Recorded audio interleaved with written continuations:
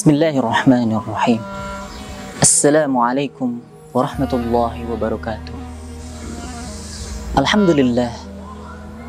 Alhamdulillahil jalali wal ikram alladzi qad hadana lil imani wal islam. Wa asyhadu an la ilaha illallah wa asyhadu anna Muhammadan abduhu wa rasuluhu alladzi la nabiyya wa la rasula ba'da. Amma ba'du. فقد قال الله تعالى في القرآن الكريم وهو أصدق القائلين أعوذ بالله من الشيطان الرجيم بسم الله الرحمن الرحيم إنا أعطيناك الكوثر فصل لربك وانحر إن شانئك هو الأبتر صدق الله العظيم. Sahabat dermawan yang dirahmati Allah Subhanahu wa taala, sebagaimana yang telah kita ketahui bersama kisah tentang Ibrahim alaihissalam bersama anaknya Ismail alaihissalam, yang mana kisah ini adalah sebuah kisah keteladanan yang perlu kita teladani, yang telah disebutkan di dalam Al-Quran bagaimana kisah pengorbanan Ibrahim alaihissalam terhadap anaknya Ismail alaihissalam. Berawal dari mimpi Ibrahim alaihissalam, bahwa dalam mimpinya ini Nabi Ibrahim alaihissalam diperintahkan oleh Allah untuk menyembelih anaknya Ismail alaihissalam.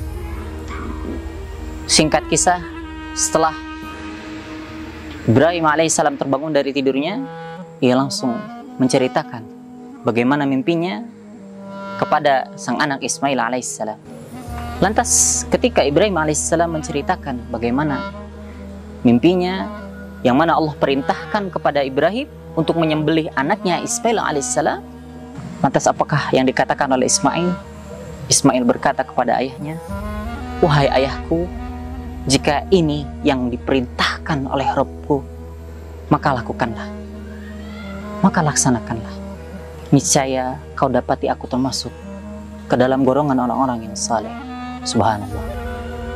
Inilah sebuah kisah yang perlu kita teladani, bagaimana ketaatan seorang anak Ismail alaihissalam terhadap ayahnya Ibrahim alaihissalam. Ketika ia diperintahkan sang ayah untuk menyembelih anaknya, maka dilakukanlah perintah tersebut, sehingga kita mengenal syariat yang saat ini dikenal dengan Idul Kurban, yaitu ketika seorang muslim berkorban seekor kambing, domba ataupun sapi dengan mengikuti bagaimana apa yang telah dicontohkan oleh Ibrahim alaihissalam, yaitu ketika menyembelih anaknya Ismail di atas nama Allah, untuk Allah. Dan ketika Ibrahim menyembelih sang anaknya, menyembelih Ismail alaihissalam, maka Allah gantikan dengan seekor gibas atau domba. Nah, inilah yang dikatakan dalam Al-Quran, dalam Quran surah Al-Hajj ayat 37, Allah berfirman, "A'udzubillahi minasyaitonirrajim. La yanalallaha luhumuha wala dima'uha walakin yanaluhu taqwa minkum." Bahwasanya Allah tidak akan menerima darah ataupun daging, tulang daripada apa yang kita sembelih, apa yang kita korbankan, akan tetapi yang Allah terima adalah ketakwaan dari seseorang. Barakallah.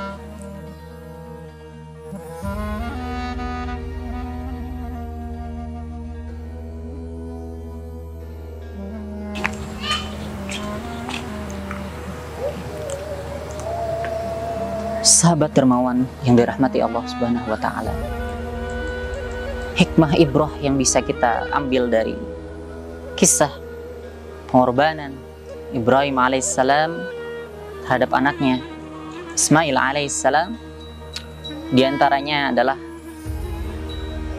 untuk menjadikan kita sebagai orang-orang yang mampu mengorbankan apa-apa yang kita cintai bahkan sesuatu yang paling kita cintai itu kita korbankan di jalan Allah, sehingga dapat menjadikan kita menjadi orang yang bertakwa.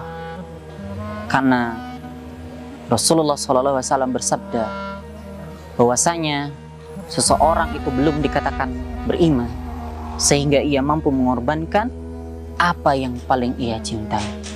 Maka saya mengajak kepada para dermawan sekalian untuk bersama kita berkorban, meneladani kisah pengorbanan Ibrahim alaihissalam terhadap anaknya Ismail alaihissalam, untuk berkorban melalui yayasan Mizan Amanah Yatim dan Du'afa.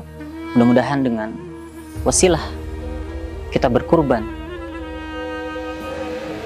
sehingga bisa membersihkan hati kita, bisa menjadikan kita lebih dekat kepada Allah, dan bisa menjadikan kita menjadi orang-orang yang bertakwa. La'allakum tattaqun.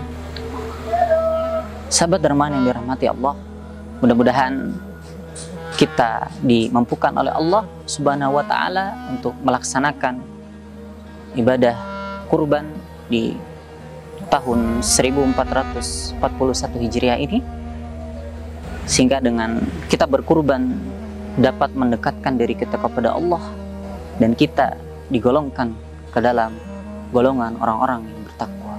Al-haqqu min rabbik fala takunanna minal mumtarin. Qulul afwa wa astaghfirullah li wa lakum. Assalamualaikum warahmatullahi wabarakatuh.